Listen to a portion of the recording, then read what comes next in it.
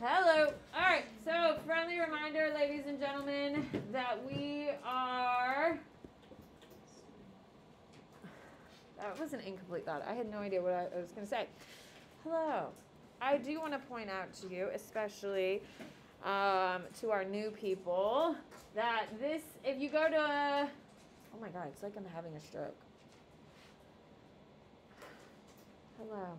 Welcome to class today. It's going to go smoother from here on out.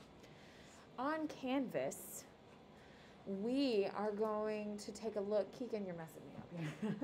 Modules, if you look at modules, you'll see this week's videos. This is yesterday's lecture. If you were not here yesterday, you should be watching that lecture. I covered a ton of content, so please make sure you are checking it out. Today is Friday, so we are working on a map, of course. Best day of the week, map day. Okay, so friendly reminder, though, for your weekend. This is your first normal week, ladies and gentlemen, that you're in. So today we're doing a map, of course. Monday you do a vocab quiz 1 through 10. We're doing our primary on Monday. Tuesday 11 through 20 in a lecture. Wednesday 21 to 30 in a lecture. And Thursday, test day. Woo woo! 25 questions, all multiple choice, all pulled from AP. It is going to be amazing. Right, Addison? You're texting your friends to tell them? Nope. Okay. That's what I like. So, you have a test on Thursday. I'm telling you right now, all of your assignments are due on Thursday. Make your life better. Get some work done on your focus or complete it. No? Olivia's like, hell no, I'm not doing that. Okay, so if you haven't, I would start working on it. I would get through most of it because once you finish it, you're done for the week. Zoe. What about the Do-nows are due on Thursday. And if you're stressed out about do-nows, Zoe, then we have lots of problems. Don't be stressed out about do-nows, girl. No, right. What do you got, Meriwether? For the primary that we wrote one sentence about the No, because we're in a new week, Meriwether. You haven't done your primary yet. Like last week's one. We are in week 2. Your test is only on week 2. No, week 1 and 2 is week 2. Desmond. Dude, wait till Monday. You're going to see. We only do them in class. You only do them with me. I do the map. I do the primary with you and for you. Your responsibility is your focus. Sounds good? Okay. I pass it out to you so I don't have to waste time in class passing things out to you. Sounds good? Yes, Alex, what's the question, my love? I don't have the email, but it's gonna be. Then why's your hand up? Oh, Okay. I'll just tell you. Excellent. It's gonna be on the pre-log and. No, it's only on week 2 1.1. content. Okay. It's only on week 2 content. Oh, I gave away my map. All right, so it's only on week 2 content. Every week it is only on that week's content, and that is it. It's not on the previous stuff. That would be so rude, wouldn't it? So it's only on page 3 through 33 or whatever's on your scope and sequence. So that is it. It is to your benefit, and it allows us to focus in on one specific thing at a time. All right. The one that has your name on it? Okay, here we go. Everyone should have colored pencils or crayons in front of you. This is your Mediterranean Sea, or Med Sea is how I write it. Black Sea. Caspian Sea. Persian Gulf. Arabian Sea. Red Sea.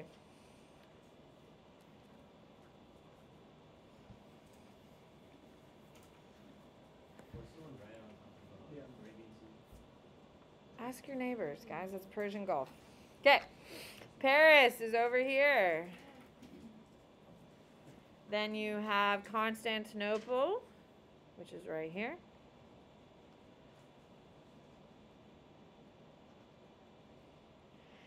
Right here you have Jerusalem. Over here you have Medina. Over here you have Mecca.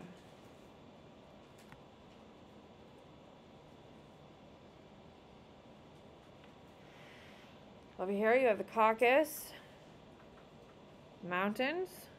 They're the ones that divide Europe from the Middle East, from the north. Persia is located here.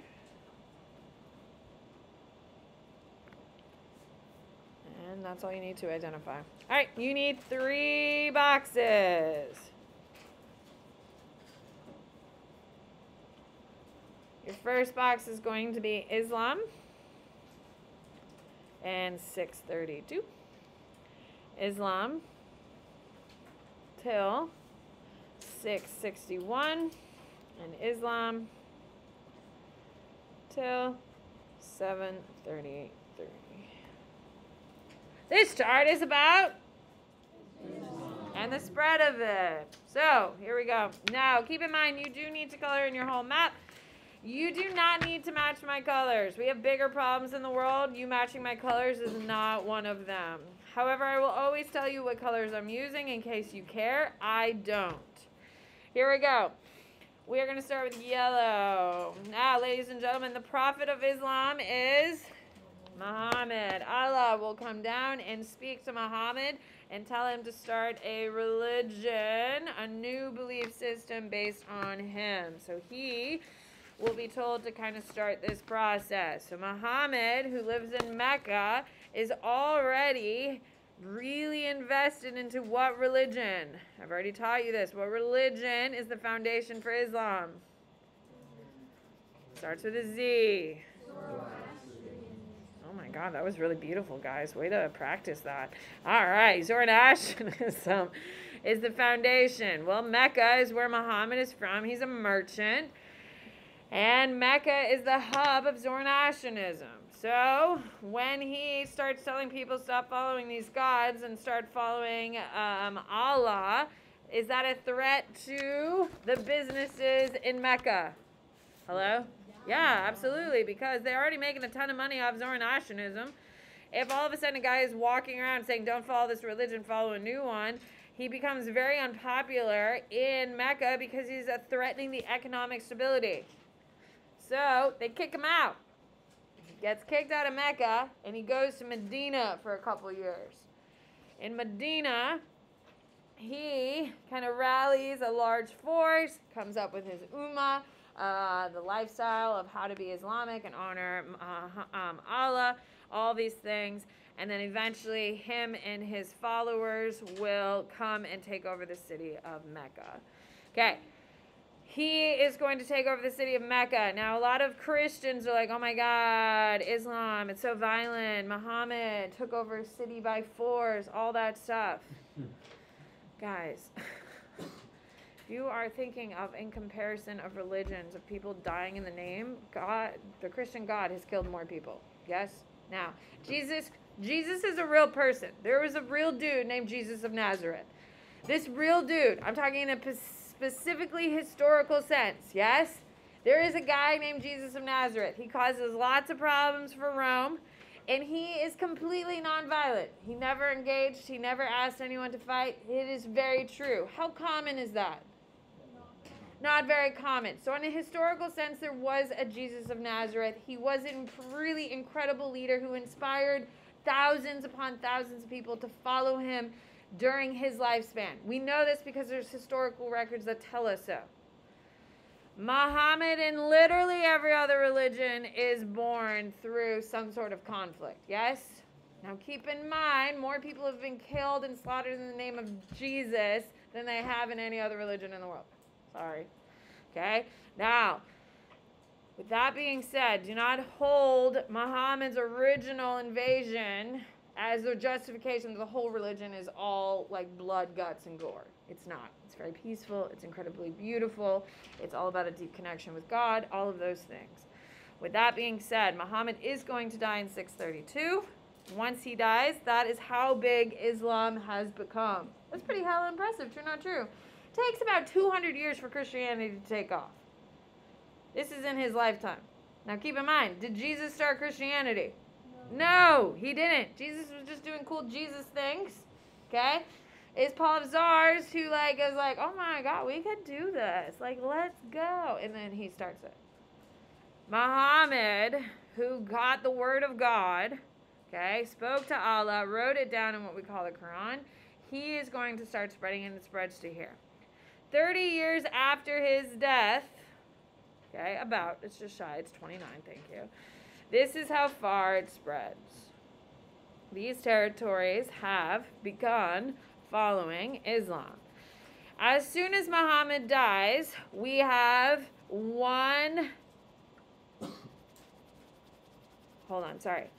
as soon as Muhammad dies, there is a crisis in Islam. There is a confusion of who shall be the caliph or the leader of Islam.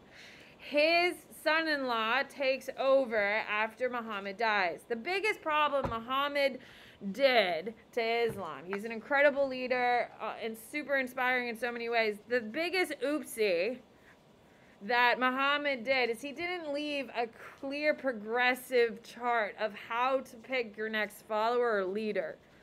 The thing, and that's going to be the biggest reason for bloodshed amongst Muslims, is this conflict. Okay? So Muhammad dies, his son-in-law takes over as the caliph or the leader of Islam. After the son-in-law dies, there is a crisis. There are no more blood descendants left of Muhammad, and we have a fracture within the faith. The fracture in the faith is going to create two sects, S-E-C-T-S. When you have a breakdown of a religion into varying faiths inside of it, it's called a sect. Christianity has like 1,000 of them. Islam has like 5 big ones. And the 2 biggest ones in Islam are Sunni and Shiites. Okay, there are 2 sects. Sunni are the most prevalent and the largest.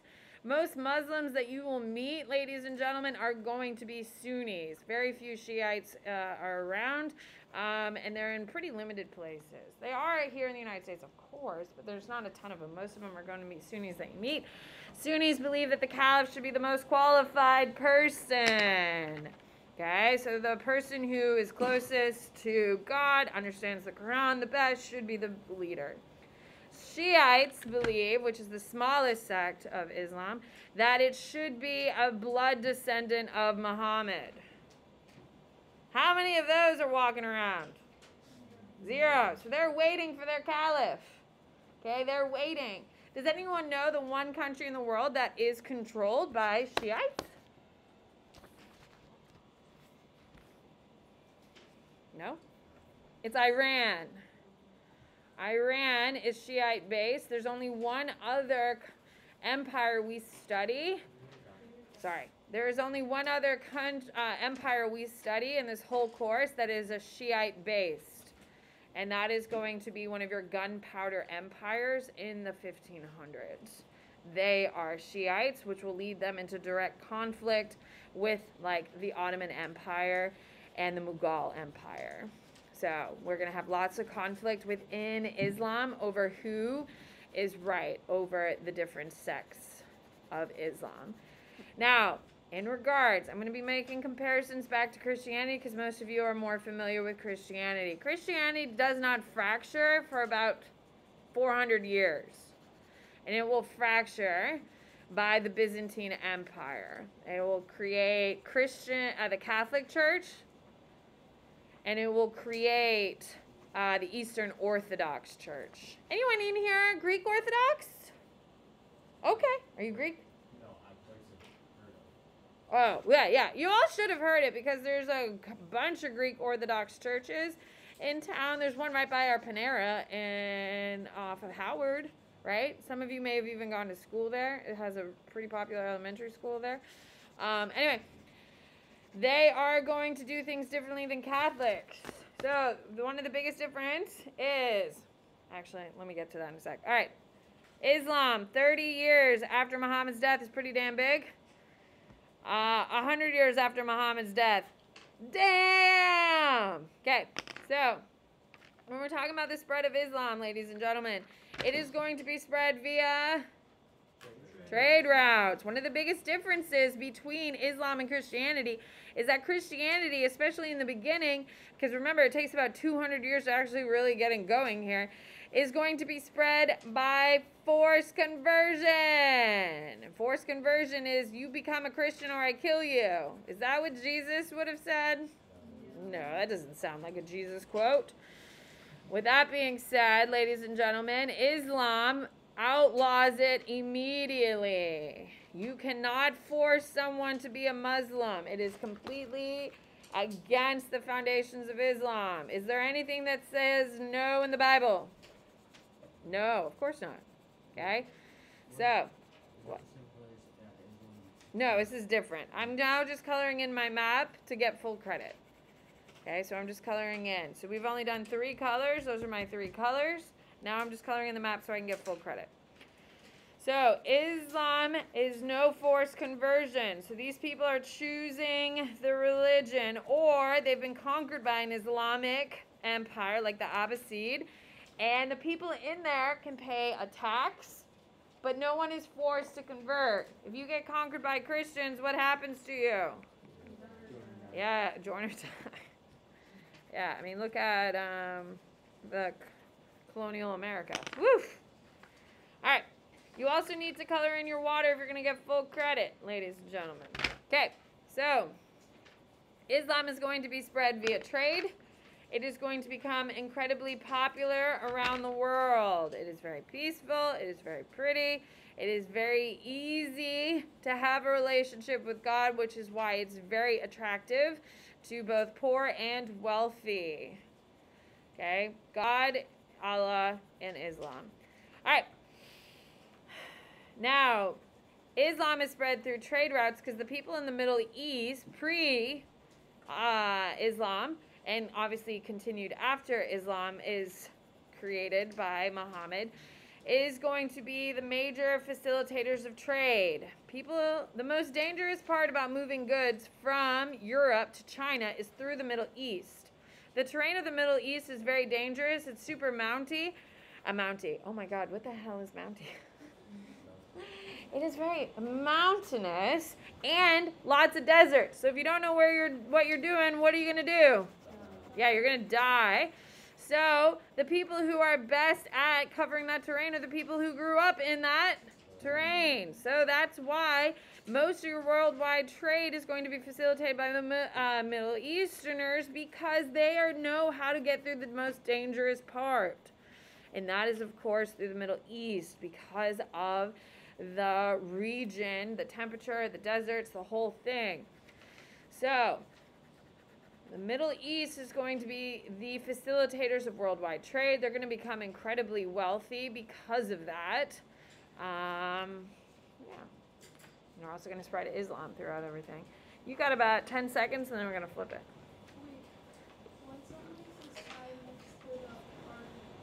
Right here? Yeah. It should be green. I just didn't do it. Thanks for calling me out, Meriwether. No, you're good. You're good.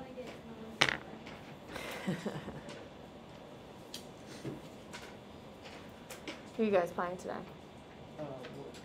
Oh, Wharton? Yeah. Are they good? Yeah. Alright. I used to teach at Wharton. You did? Oh, wow. I did. I taught there for a while. What would you teach last year? I just did honors there and AP Psych. I didn't start teaching AP World until I got to this blessed place. Did you ever teach at AP World? No, I'm a Wharton girl, not a Freedom girl. Okay. Yeah. Hey, I love Wharton. One of my best friends still teaches there. Were you there for Fight Week? I was there for Fight Week, and I was there for the 9.5-hour lockdown. Yep. Yeah. Why was do you have family that was there? How do you know about it? Oh, got it. Yeah. What's Fight Week? Yeah, what's Fight Week? Oh, literally, there was like 135 fights on campus. Random kids went to Wharton so they can fight. Yeah, it was wild. And then we had a 9.5-hour lockdown because a kid brought a gun to school and they had to find it. It was wild. Like, kids were like peeing in like trash cans. Like, that shit was wild. They locked down all their middle schools too for that. Did they really? Yeah. I didn't know that. Yep. Oh, I will never forget that 9.5-hour lockdown. It was insane. So like dollar beyond school hours? It started in school hours and then it went to like 6 5:36 at night.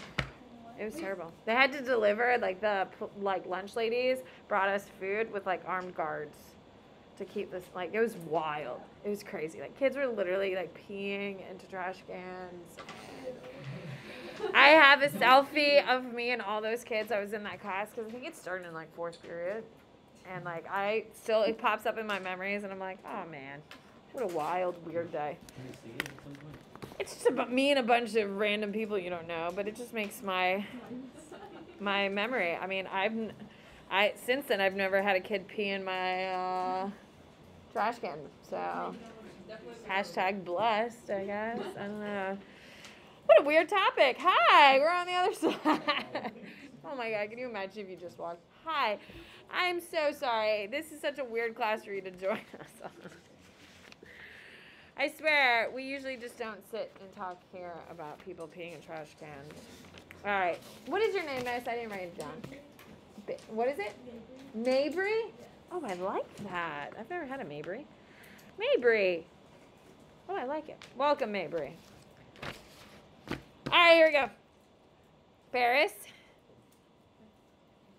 Yes, again, so it's giving you reference points. People, Mediterranean Sea, Black Sea, Caspian Sea, Persian Gulf, Arabian Sea, Red Sea.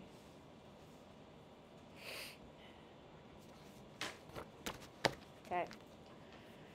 Put a dot right here. This is Constantinople. Constantinople becomes the most valuable city in the world for a very long time because it's technically in Asia, but it's only 2 miles away from Europe. They build like a little rope bridge that connects the 2 continents, and this is the center of trade for most of the world. Yeah. Well, I mean, they have like, there's like a little island they go to and stuff like that. But yeah, they connect it. It's pretty cool. All right, you need 4 boxes. Your first one is A, B, B, A, S, S, I, D, space C, A, L, I, P, H, A, T. A caliphate is what we call an empire by the Muslim nations.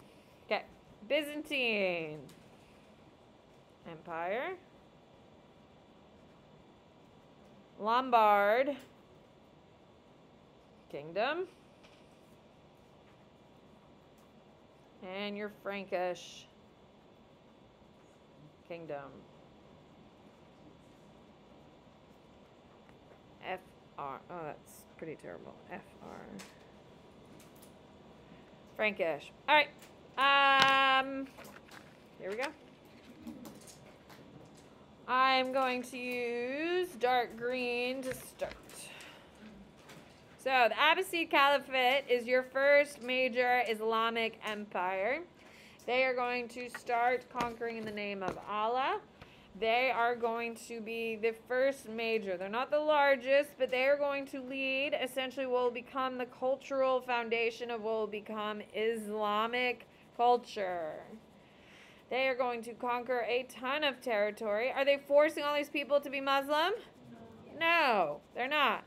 There's no forced conversions in Islam. However, a lot of people are going to convert. Today, in 2022, most of Northern Africa are Muslims. Yes, they follow Islam because it's been traditionally there for a very long time. Now, Southern Africa, because it was colonized, gets what religion forced on them? Christianity. Now, some people really do embrace it and really enjoy it, but it does get forced on them by by imperialists from Europe. All right, so this is the Abbasid Caliphate. They are going to be the first and most first of the major Islamic empires. They are going to be centralizing their power in trade. They are the major traders of the world. They are going to be facilitating also the center of world knowledge. So, of course, during the Romans, we have the city of Alexandria. Have we heard about it? Yes? Okay. City of Alexandria is like the massive library and stuff like that, and that's where all like the world's knowledge is held during the ancient times. Well, that's gonna burn down and like sink into the ocean or some shit. And then here we are in the 600s. We're going to have the Abbasid 700s. The Abbasid Caliphate rises into power, and they are going to create something called the Dar al-Islam. The Dar al-Islam is like a massive think tank. The smartest people in the world, whether you're Muslim or not, come together in cities and work together in order to improve the quality of academics, religion, because it is a religious site. They are doing research about Allah and maintaining records and stuff like that, but it's also about science, math, technology, and all these other things. It starts in Baghdad, goes to Damascus. It's in Cairo for a little bit, and then it goes back to Baghdad. It's like the center of the world academics. And it is going to be the center of the world for academics for like 600 years. They are the ones who invent surgery, dentistry, toothbrushes, we're all thankful for that. Heart surgery, they're the first ones to do it. Really incredible things that have touched our lives here in 2022. What do you got, Desmond?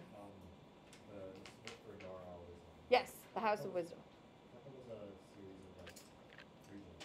No.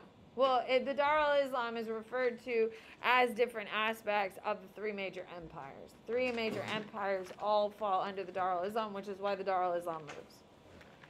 But essentially, what it is, it's like a think tank. Okay, here we go. Byzantine Empire. It is important for you to hear this and understand it. Okay, we have the Greeks, we have the Romans. The Romans are going to officially fall in 492. The empire is done. There is a gap. There's nothing. A gap. Nothing. And then in the 500s, we have a new empire rise called the Byzantines. Ladies and gentlemen, the Byzantines are the first Christian empire in the history of the world. If you're like, well, Miss Bennett, Jesus was with the Romans and the Romans became Christian. Yeah, cool. 90% of Rome's existence, it was polytheistic. 95% of Rome's existence, it's polytheistic. Only the last 5% of its existence was it a Christian empire. So most of it, it's polytheistic. So it is not a Christian empire, ladies and gentlemen. It does have Christianity. It's the first Christian. It's the first country to embrace it, or empire, but it's only at the very end, as it's collapsing. So maybe it's not a good nook for Christianity. Here we are. With that being said, ladies and gentlemen, the Byzantines start as Christians and end as Christians. Well, they collapse. They get conquered by the Seljuk Turks, which will become the Ottoman Empire. Okay, so the Byzantine are your first major empire of Christianity. It is going to go pretty well for them, actually. You're going to study a lot of Byzantine works with Ren. The most important ruler of the Byzantines is a guy named Justinian. He's pretty cool. His wife is a boss. I know, wife. You hear what I said? How many women do you think we study in AP World? Like none. Theodora is a boss.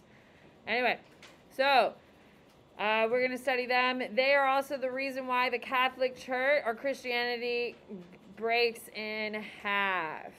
Okay, they are going to start doing things a little bit differently because Constantinople is the capital of the Byzantine Empire. Oh, I didn't draw in Rome. Sorry, you need Rome. Rome is over here.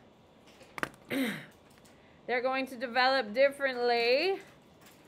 So the Byzantines start baptizing in oil. The Romans are going to keep doing it in water. Then we're going to start having iconization, and we're going to at least have the Great Schism, which is caused by the iconoclasm. Frankish kingdoms. Here we go.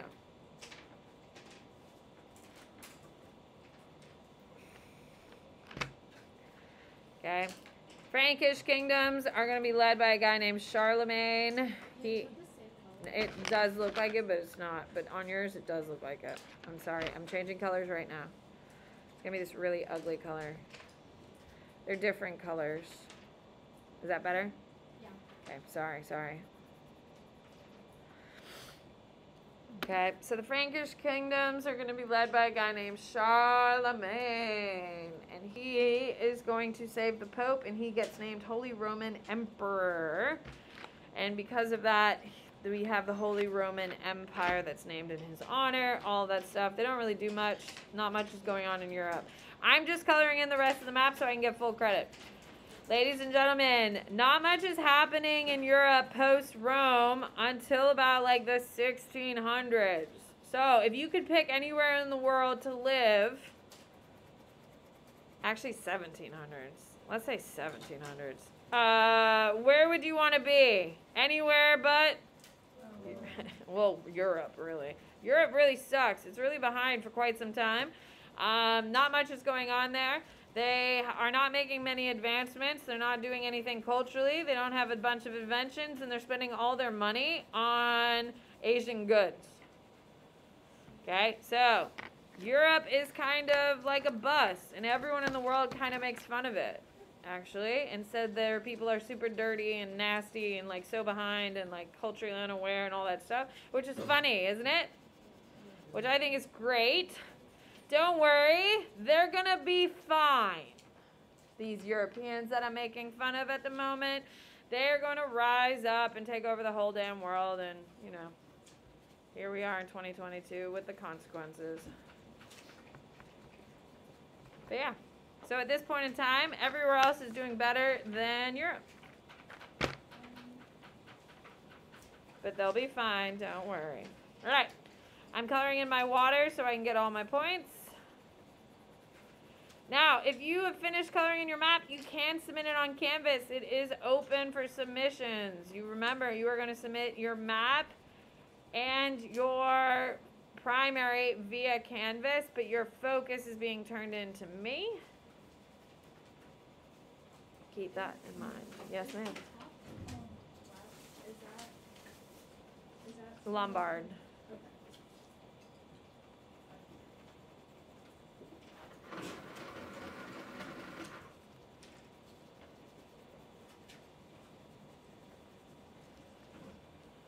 All right.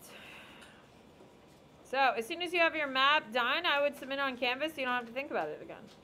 Doesn't that make sense? Yeah. That way, if you lose it, who cares? Because how much longer do I have in class?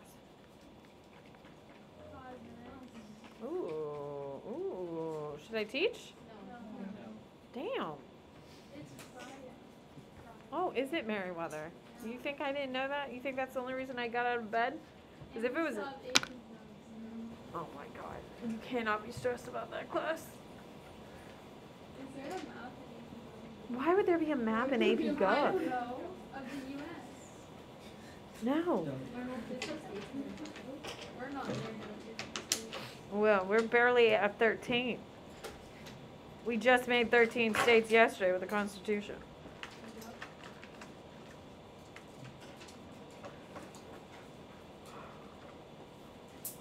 So, as soon as you are done, ladies and gentlemen, you are going to post it on Canvas.